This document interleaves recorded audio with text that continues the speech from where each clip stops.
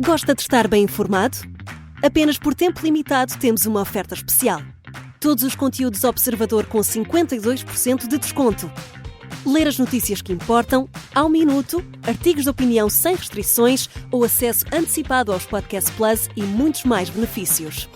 Tire a prova dos 9 e descubra as nossas ofertas. Flash Sale Observador. Mais benefícios, metade do preço.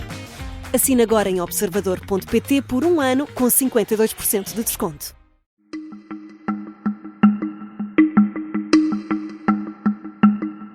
Esta é a história do dia da Rádio Observador.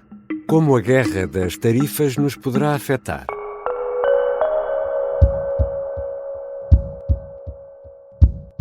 Other countries are big abusers also. You know, it's not just China. China's an abuser, but the European Union is very, very bad to us. They treat us very, very badly. They don't take our cars. They don't take our cars at all. They don't take our farm products, essentially. They don't take very much. Donald Trump ameaçou e cumpriu tarifas adicionais para produtos chineses, mexicanos e canadianos. E a União Europeia poderá ser a próxima na lista. Queixa-se Trump que os europeus não compram os carros dos Estados Unidos ou produtos vegetais. A balança pende, diz o presidente norte-americano, e muito para o lado europeu. Donald Trump diz que quer proteger a economia norte-americana e nivelar a diferença entre importações e exportações. Mas esta política protecionista vai ter consequências globais. E que consequências poderá ter para nós, em Portugal?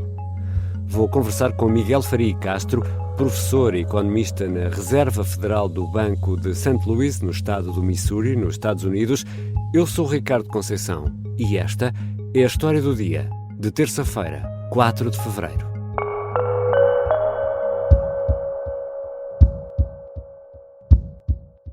Bem-vindo, Miguel Faria Castro. Olá, obrigado pelo convite. O que é que, afinal, Donald Trump propõe? Ajude-nos lá aqui a perceber que propostas são estas. Para começar, muito rapidamente, quero só enfatizar que isto são as minhas opiniões pessoais e não refletem as posições da Reserva Federal, mas basicamente o que o Presidente propôs e assinou uma ordem executiva a definir são tarifas de 10% em todos os bens importados da China e tarifas de 25% em todos os bens importados do Canadá e do México. Isto já foi feito, portanto, esta ordem executiva, este decreto já foi assinado. Exatamente. Agora a questão é quando é que será exatamente implementado. Era suposto isto tudo ser implementado na terça-feira a seguir à assinatura da ordem executiva, mas entretanto já algumas das tarifas, nomeadamente as tarifas aplicadas no México, já foram adiadas por um mês a implementação das. Mas em princípio tarifas sobre o Canadá e a China serão implementadas em breve. E se é que podemos usar aqui a figura, a Casa Branca, no fundo, de Donald Trump, ameaça fazer o mesmo com a União Europeia? Sim, já houve indicações nesse sentido.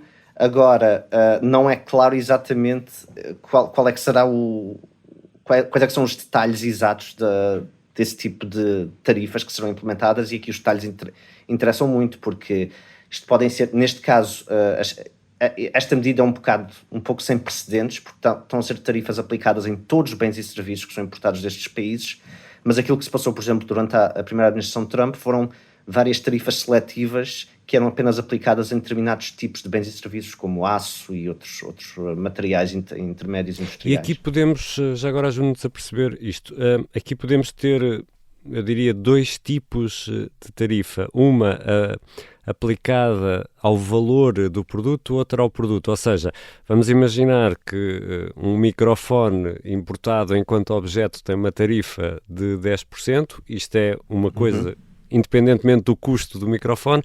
Outra coisa é aplicar 10% ao valor desse microfone. Portanto, se o microfone valer nessa altura $500, passará para, já estou aqui perdido nas minhas contas, 550, é isso?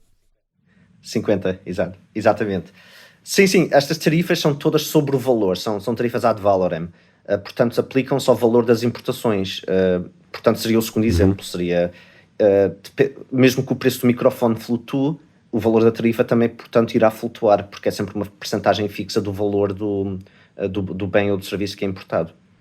E quais são as razões que o presidente norte-americano evoca para avançar com este tipo de medidas? E já agora pergunto-lhe também se lhe podemos chamar medidas protecionistas. Sim, podes chamar, definitivamente. Isto é o melhor exemplo que há daquilo que é política protecionista. O presidente, eu não quero estar aqui a especular sobre as razões que levaram o presidente a implementar esta medida, mas algumas razões mais ou menos explícitas que já foram referidas pelo próprio presidente e por membros da administração têm a ver com tentar utilizar estas tarifas talvez como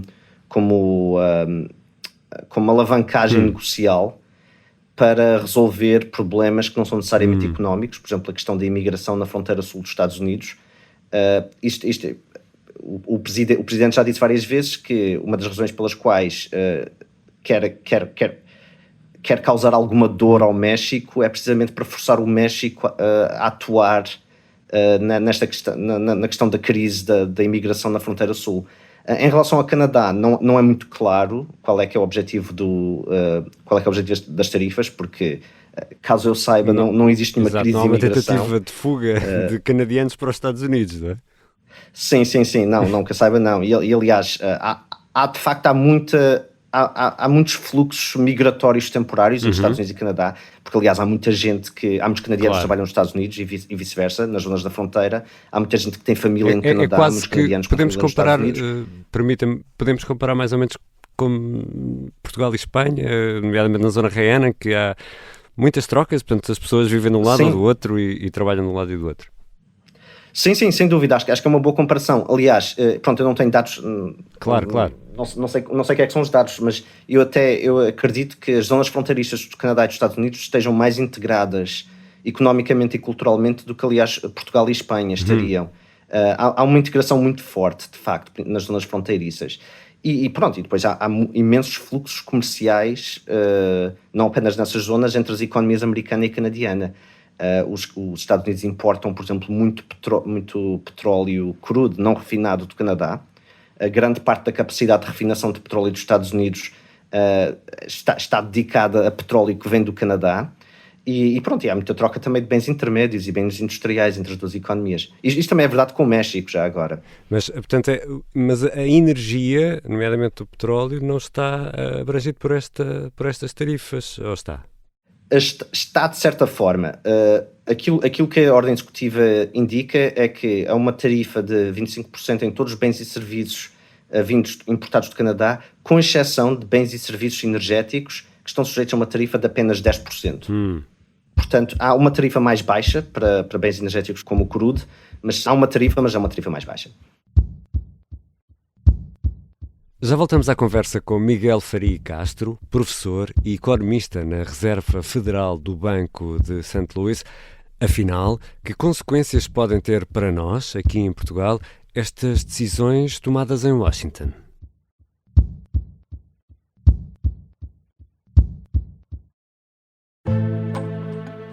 O sargento na cela 7. O homem na cela 7 escapou à morte por pouco. Piratinha do ar. Eu já disse que ele só tem 16 anos. Um espião no Kremlin. Esta é a história escondida de como Putin montou uma teia de poder e guerra. O encantador de ricos. Todos queriam estar com ele, todos queriam ser vistos com ele e todos queriam fazer negócios com ele. Operação Papagaio. Dão-lhe a entender que o melhor é que também fique calado. Matar o Papa. Crono não está só disposto a matar, também está disposto a morrer. Um rei na boca do inferno. A mansão da boca do inferno está cheia de espiões e informadores, por dentro e por fora. São histórias que fazem parte dos Podcast Plus do Observador. Pode ouvir no site do Observador, nas plataformas de podcast e no YouTube. Podcast Plus é mais do que um podcast. Estamos de regresso à conversa com Miguel Faria e Castro, professor e economista na Reserva Federal do Banco de St. Louis, nos Estados Unidos, no estado do Missouri. Miguel Faria e Castro, e quem é que vai pagar os aumentos que vão resultar destes aumentos nas tarifas aí nos Estados Unidos e a confirmar-se também que estas tarifas vão ser aplicadas, ou o aumento destas tarifas vão ser aplicadas também à Europa e à União Europeia, aqui na Europa? Quem é que vai pagar isto tudo? É, como sempre, o consumidor? É uma excelente questão, porque derradeiramente será o consumidor e serão os trabalhadores, porque as tarifas têm efeitos diretos, tornam as coisas mais caras, mas ao tornar as coisas mais caras também reduzem a procura por essas coisas e, portanto, pode haver incentivos a que as empresas que produzem alguns desses produtos reduzam a sua capacidade de produção e isso resulta em despedimentos de trabalhadores. A questão mais interessante, e que de facto não é super claro, é quais os consumidores e quais os trabalhadores que vão pagar por isso. Se, por exemplo, assumindo no cenário hipotético de os Estados Unidos imporem tarifas em bens importados da Europa, e digamos que a Europa retalia e impõe também tarifas em bens importados dos Estados Unidos, não é claro à partida quem é que... Alguém há de pagar por isso, mas a distribuição do custo não é clara, porque à partida o efeito de primeira ordem das tarifas, digamos assim, é que as tarifas são um imposto sobre bens e serviços importados, logo assumindo que a empresa que importa o produto e vende ao consumidor final transmite todo o valor da tarifa para o preço do produto final, acabam por ser os consumidores a pagar principalmente a tarifa. Só que depois há muitos efeitos de segunda ordem aqui que podem afetar a transmissão da tarifa para o preço final do produto. Há o efeito da procura, que eu já referi. Aquilo que vai acontecer provavelmente aqui nos Estados Unidos é que tudo o que vem do exterior torna-se mais caro, portanto as pessoas vão começar a substituir o seu consumo de bens e serviços por bens mais baratos, produtos, talvez produzidos domesticamente por outros produtos. Isso, portanto, acaba por reduzir as importações e também vai reduzir a receita que advém da tarifa, porque há menos importações. Outro efeito que também é bastante importante e que se calhar não é tão intuitivo, tem a ver com as taxas de câmbio, porque aquilo que vai acontecer é que os Estados Unidos, ao imporem tarifas em bens importados, o que acaba por acontecer é que vai haver menos procura pela moeda dos países onde esses bens são produzidos por parte de consumidores e de produtores americanos. Isso vai levar a uma apreciação do dólar face a outras divisas. E o dólar, ao apreciar, aquilo que torna efetivamente tudo o que é produzido no exterior, torna isso mais barato. Portanto, isto ajuda a atenuar bastante os potenciais aumentos de preços que podem advir das tarifas. Mas também torna as exportações dos Estados Unidos menos competitivas, porque tornam-se mais caras do ponto de vista do resto do mundo. Então, posso-lhe perguntar para quê? Qual é que será...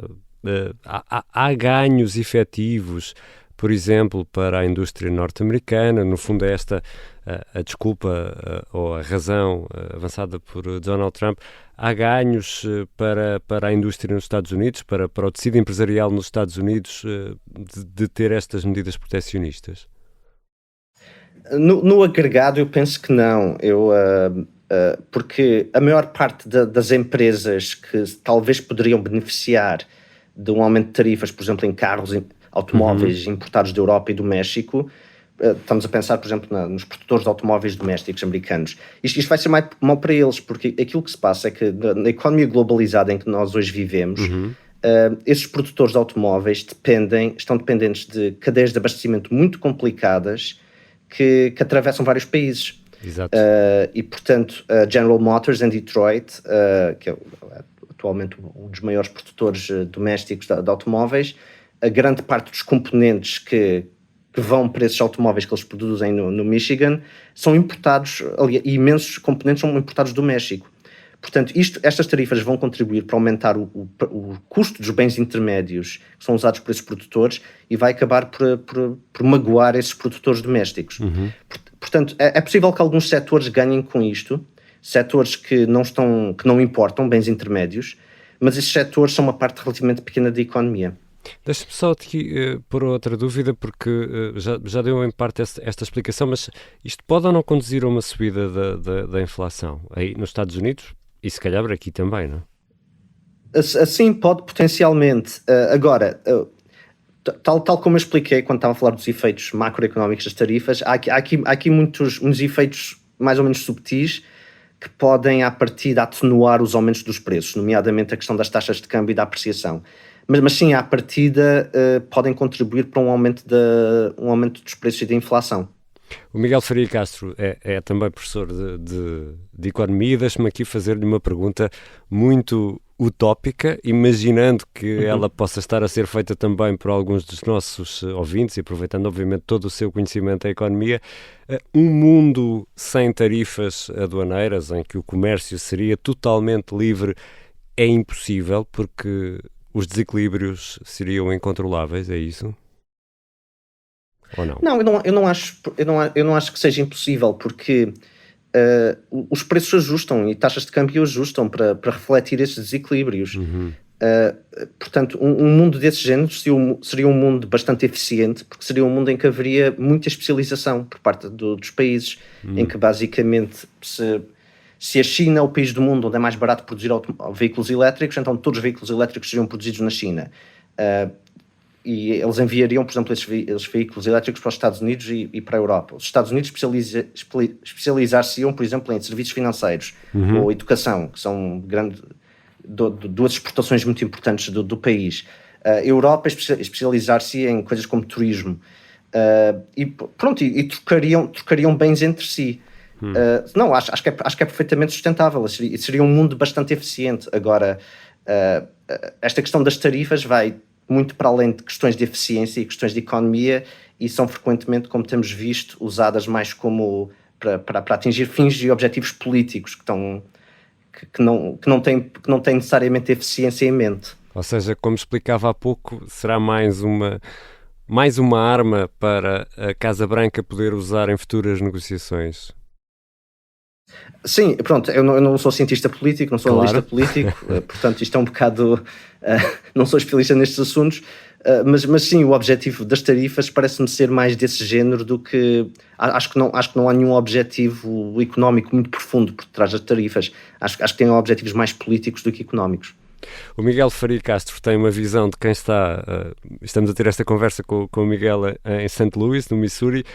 Aqui neste cantinho da Península Ibérica e da Europa, que consequências é que antevê que possam ocorrer aqui no nosso dia-a-dia em Portugal?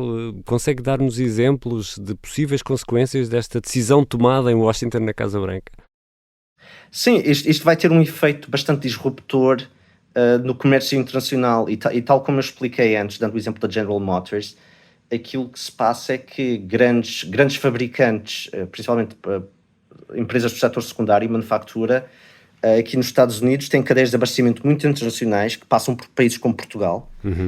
Há certamente, uma vez mais não tenho aqui os dados comigo, mas certamente que haverá empresas em Portugal que abastecem ou diretamente empresas nos Estados Unidos, ou abastecem empresas talvez na Alemanha ou na França, que por sua vez abastecem empresas nos Estados Unidos. E ao afetarmos, ao atirarmos ao disrompermos estas cadeias de abastecimento, vamos indiretamente, certamente, afetar essas empresas em Portugal que participam nessas cadeias de abastecimento internacionais. Para além disso, haverá outros efeitos a nível de... Vai haver disrupções na produção, vai haver efeitos nos mercados energéticos, certamente. O Canadá é um grande produtor de petróleo. Isto vai contribuir para o aumento dos preços de petróleo por todo o mundo, garantidamente, o que vai afetar naturalmente os preços da gasolina, etc., em Portugal, e também o custo dos materiais intermédios para fabricantes portugueses. E também o México também tem... O México abastece... É um grande produtor de determinados tipos de bens agrícolas a nível global, e isso também vai afetar esses setores. Os famosos abacates, por exemplo, não é? Exatamente, os abacates, que por isso certamente vai aumentar. Deixa-me só fazer aqui mais uma pergunta. O Miguel há pouco falava da questão do turismo, e estando Portugal tão dependente do turismo, e tendo agora recentemente tantos norte-americanos a vir para Portugal, para viver, quer para passear, isto também pode ter um reflexo, por exemplo, nas tarifas da TAP ou nas tarifas de avião? Sim, possivelmente. Pronto, isto pode ter um efeito, aliás, como nós temos visto já, os mercados bolsistas têm reagido às tarifas, têm-se ressentido. Isto terá um efeito à partida ainda não é bem claro se será grande ou pequeno, mas isto terá um efeito no poder de compra dos americanos. E depois também a questão não é claro o que vai acontecer em termos de retaliação. Pode ser que é expectável que aconteça, que a União Europeia, não é? Exato, se os Estados Unidos acabam por impor tarifas na União Europeia, pode ser que a União Europeia retalie e complique a vinda de americanos para a Europa.